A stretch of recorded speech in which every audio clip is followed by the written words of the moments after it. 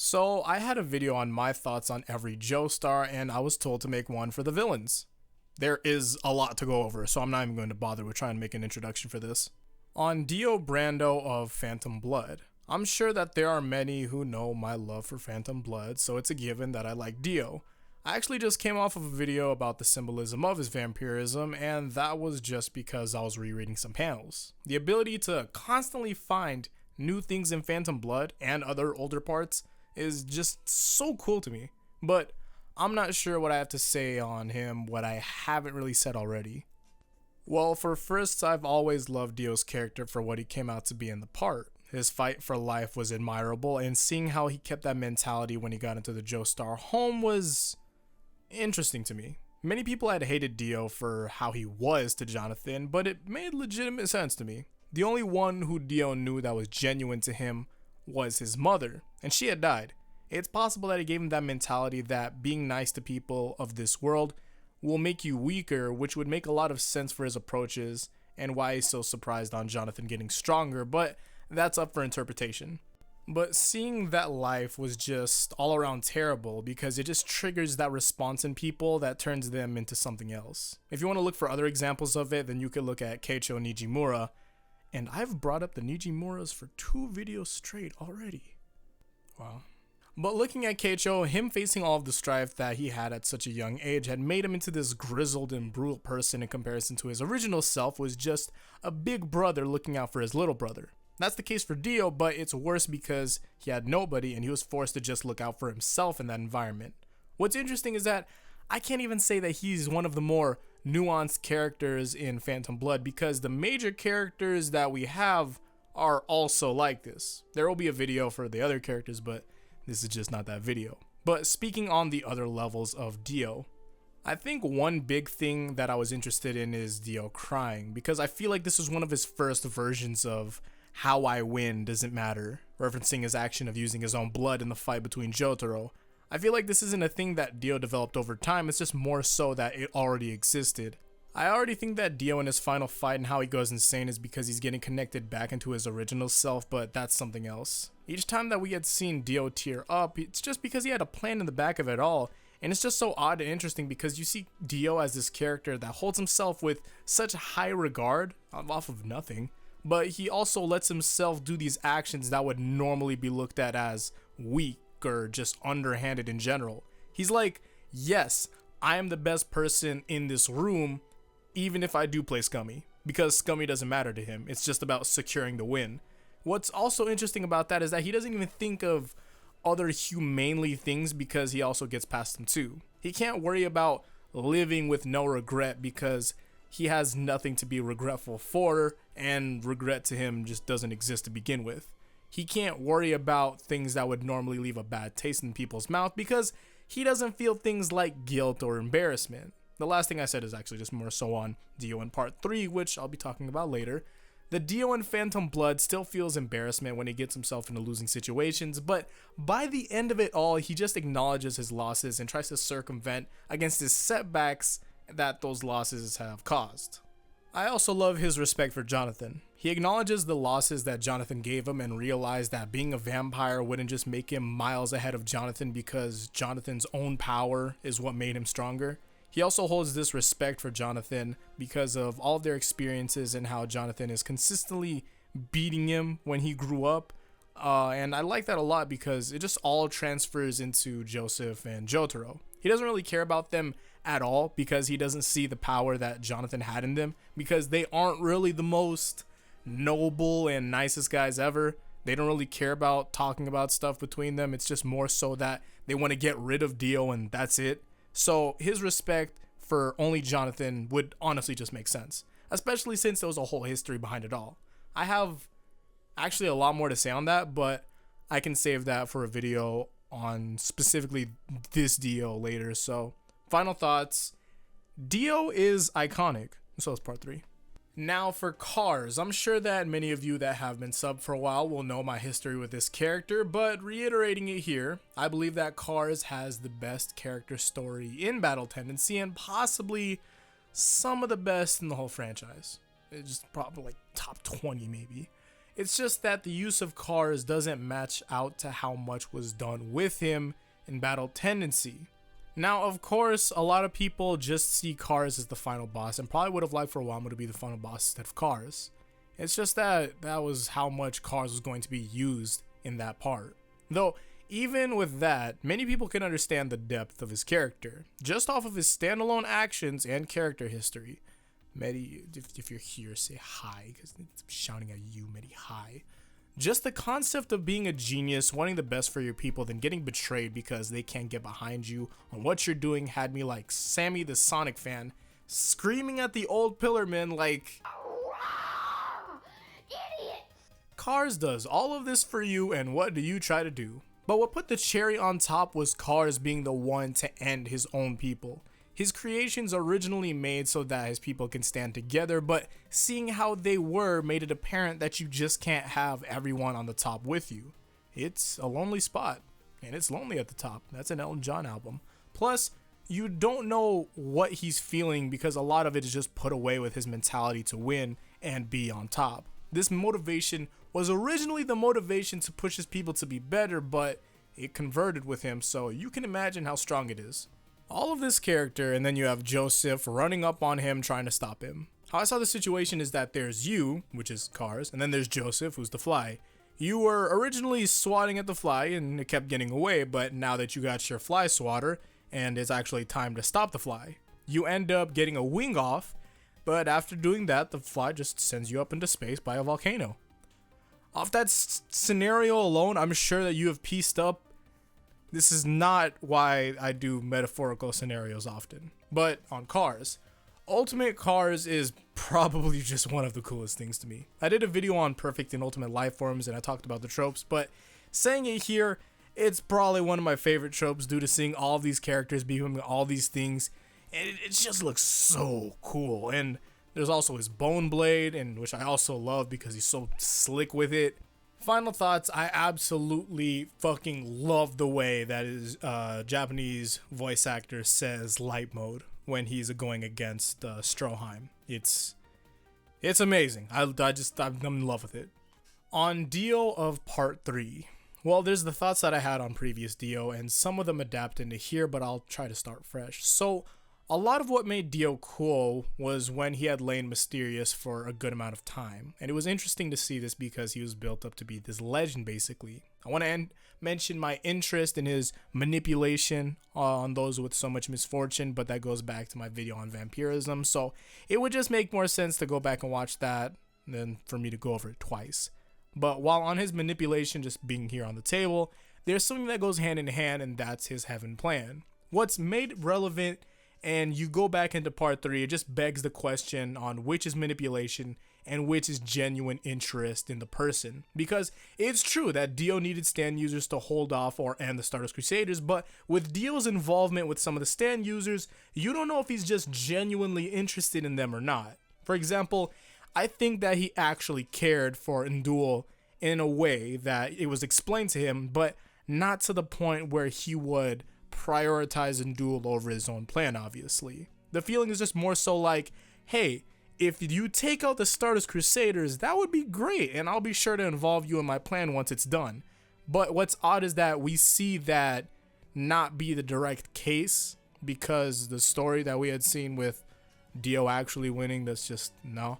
The thing is, I actually have a little thing that I'm working with, and it's basically that Heaven Ascension Dio is not a one-to-one direct product of the Heaven Plan. That's just something for later. I'm not sure that I would really have more to say with Dio. There's just something being pretty funny about looking at Dio at the new world, and he's just wondering what else did he learn about when he was roaming around everywhere. Last thing I can think about is that I was actually on board with Dio not being as involved in Stardust Crusaders. A lot of it was great to see the group come across new enemies, and that was being a weekly thing that happened for the manga, and it made a lot of sense then. It probably adapted pretty odd into the anime because a lot of people won't see that same way when watching. Another big thing was the issue of pacing because we had seen the pacing in DIU, and that was just so much better. But regardless of the matter, I wouldn't have wanted to see Dio that involved, really. I think that would have been cool is that you see Dio and Joseph talk through their Hermit Purple stands, and Joseph asking like, oh, Dio, why are you like this? And Dio explaining the history between him and Jonathan and his admiration of him, but then Dio just finishing the discussion with a threat to the whole group. Little things like that would have been pretty cool to see, but there's just not really that much that the group really knows about Dio and Jonathan. And, well, I guess I'm going to try my hand in another metaphor. Alright, so how I see it is Jonathan saved the game, and the Stardust Crusaders continued it to beat the boss. While that's actually kind of terrible, I'm pretty sure that you guys can understand what I'm getting at. They jumped into this huge fight between Binded Fate and definitely have the potential and power to beat Dio, but they don't know all that had happened between those two. At max, Joseph knows all that Arena was there for, and aside from that, nothing else. I would have loved to have thought that Speedwagon would tell all of his tales with Jonathan to Joseph, but that's just apparently not the case at all, which is unfortunate. Finishing it up here, I also don't dislike Dio when he's going all insane against Jotaro. I feel like when that's happening, he's tapping back into his original self, and he was getting further away from the matured person who we had seen a lot for it. It's not because him taking the blood from Joseph, but more so on this being the product of Jotaro pressing him the same way that Jonathan did. Jotaro beating up Dio had probably triggered some Dio's like old memories of him getting beat, which just ended up him being back and tapping into his original self. And him going crazy was the same when he had first became a vampire, getting even stronger and believing that he had the final checkmate because he could regenerate faster and stop time for even longer. Even after all of that, he lost, which is exactly what happened to Phantom Blood. Now, with something like this, some may ask, oh, what's the actual end of it all? Because Dio did win in the end, technically, at the end of Phantom Blood. Well, that transfers over here too, but we just have to go through two other antagonists before I get there. So, final thoughts. Great design. I like the little green strap. Now for Yoshikage Kira, or well, a lot of people say Kira Yoshikage, but that's just how you say it in Japanese. So, now there's always been something going on because people had always thought that my favorite out of all JoJo antagonists was Dio. And until I dropped the concept of favorites out of my head for JoJo, it was originally Kira. See, I've seen so many comments on Kira in part 4, and people don't like both of them because he's not a character like Ultimate Cars or Dio. They feel like there's not much at stake, and that's why they don't like it, but that's a complete opposite for me. I love that Kira isn't a character hell-bent on world domination or anything like that. He's a man that wants to live a normal life while also taking up his interests. Granted, his interests are madly insane, and he should probably get a different hobby, but I'm playing. But I really do love Araki for Kira. Most of the time, we have a pretty major villain to the grand scheme of it all, but for Kira being who he is and creating this whole mystery thing we had going on in Mario, it was a breath of fresh air. I love the pursuit to find Kira and what it takes to stop him, but it's probably because I already have a strong love for the mystery thriller type of fiction. And man, I love Monster. If all of you, I don't know, if you guys haven't seen Monster and you like Kira, just please watch it. I promise you'll like Monster. Maybe, I don't know. But back on Kira, I love how intricate Araki had made Kira with his fate and mental state. His mental, that was a huge thing for me when going on into DIU. I would have loved to have seen how he just thought up all of these things for Kira, but it doesn't really look like I'll be getting many more JoJonium excerpts on Kira anytime soon, so I'll hold off on that thought because we won't be getting any JoJoniums in general, so that's just how that goes. Though for all of these things in his character and for Kira to just get slapped around constantly with irony was just, it was a bittersweet taste. It was just amazing to me. But final thoughts. If you're wondering why I didn't talk about Killer Queen, I already did that in my favorite stands video, and I'll put that in the end cards for those wondering. Now on Diavolo. I don't know who gets the most flack for not being read correctly. Diavolo got lost in translations, Pucci gets flack for being in part 6, and the case of Cars kind of makes sense because of the reasons I already made earlier, so maybe it's him. See, Diavolo was an antagonist I was told not to care for when reading part 5 because of those that were recommending me stuff. But when I read and reread because of the new translations, I was massively confused. Diavolo's character was one of the coolest ones I've seen in general when it comes to anime. his huge drive to destroy his past and hide himself from the world. All of this because the belief of your past making you weaker, or it's something that people can use and control you now with. And it's a huge concept that's very much existent to this day and can be used on really anyone. What's crazy is that he had a complete reason as to why he wanted to get rid of the past. As soon as his own people found out about Trish, they dipped out on him and started to go after her to get at him. Then there's just Diavolo's wrath, which is just, oh my god, it's King Crimson. Man, I just can't wait for the anime. God, he's a savage. Those that have read part 5, you remember what he did to Sorbet and Gelato? Man, that's metal. That is metal. I am not referencing Risotto. Then there's the whole Doppio situation to where you don't really know who's the original one, though it points to Doppio pretty easy, and that's like where everyone goes to. But when describing how Diavolo used to be, that's just kind of what you can base it off of. But the thing is that you don't really know when this whole thing started, so it's really underneath, and all of that is just up in the air on who was the original one. I like that. It's mysterious. Mehdi also made a video on that. God, I love him. Then there's this constant contrasting on how bosses should work, morality, and a lot more to his character. And thinking about it, I would have to like pinpoint each thing to describe it to its fullest in separate videos. There's levels to him, and I really do like him a lot. And final thoughts of it all, King Crimson being his stand combined with his motives, there is no truer poetry than that. Araki, dog, Shakespeare who? Exactly, that's that's what I'm on.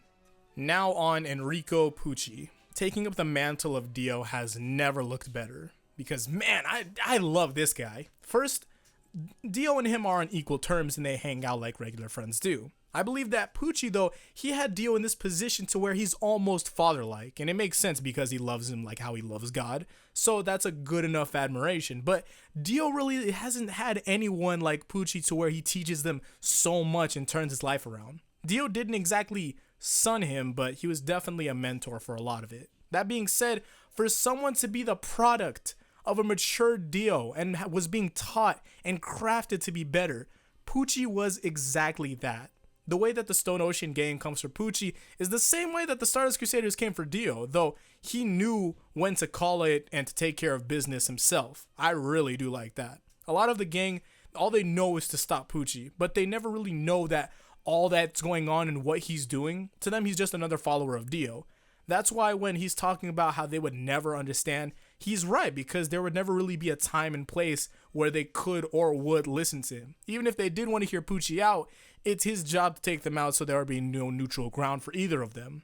2, yeah, I understand my first one was pretty long, but 2, I love him taking care of the children of Dio because since the children of Dio hold on to Dio's worst traits, he's indirectly dealing with the Dio that he didn't really know of. Pucci was the only man who could talk to the, quote, original Dios about how much that they fail in comparison to final Dio. The passion that he had when talking down to Donatello to tell him that he knew nothing of the grand scheme of it all and how he's so insignificant. I know that we can't get these interactions actually, but I would have loved to see how Pucci would react to Jonathan speaking about the history between him and Dio, or how Pucci would just react to just all of Giorno. I would have loved to see all of that, but other things to mention just because obviously that's not going to happen. The chase between Pucci and Emporio is an amazing moment. You can just feel the power in Pucci's strides and his speech on heaven. Pucci's strong dedication, all that was just a whole different thing too. Though when it was all over, it made me question on whether or not it was fate or Pucci getting ahead of himself. But, you know, who knows? That's honestly a great way to end a part. Final thoughts, great design, odd hair. It's been hard to recreate that. Now for Funny Valentine, because I know y'all been waiting. Yeah, he's cool. That's about it. I'm playing. Funny Valentine was an odd antagonist for me first time around, but after my second read, I was pretty interested because I saw Pucci levels of dedication for his cause, though he's reasonably crazy. I mean, no antagonist is inherently crazy. It's just that their beliefs are so obscure to a lot. That's why it seems so odd to the readers and the characters inside of the manga or anime, you know, whatever. I think one interesting thing is that Valentine finds it impossible to be viewed as the bad guy, so it makes a lot of his approaches different compared to our other antagonists. The rest of them have their beliefs, and they know that some people could view it as bad or uninformed, so that's why they knew people were going to oppose them. But the thing with Valentine, he's totally fine. Even when going against both Johnny and Gyro, he just respects how strong they are and even admires them for it. It's weird, but it's so cool to me. And I'm not really trying to say much though, because I've already had this other video planned for a while, so I might just wait until then to fully elaborate on what I had previously. So, final thoughts, cutting it short. I love his hair, and D4C is a cool stand. And that's going to be it. Now, if you're wondering why I didn't talk about any of the stands here, well,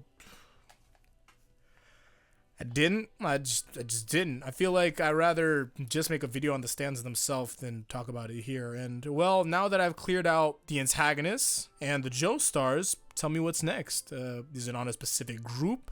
The main people of a part, a different franchise? Because I'm already going to be doing a second Hunter video, but that's just like something aside from that too. So tell me whatever you guys want to see, and I'll be up for it. So thank you all for watching.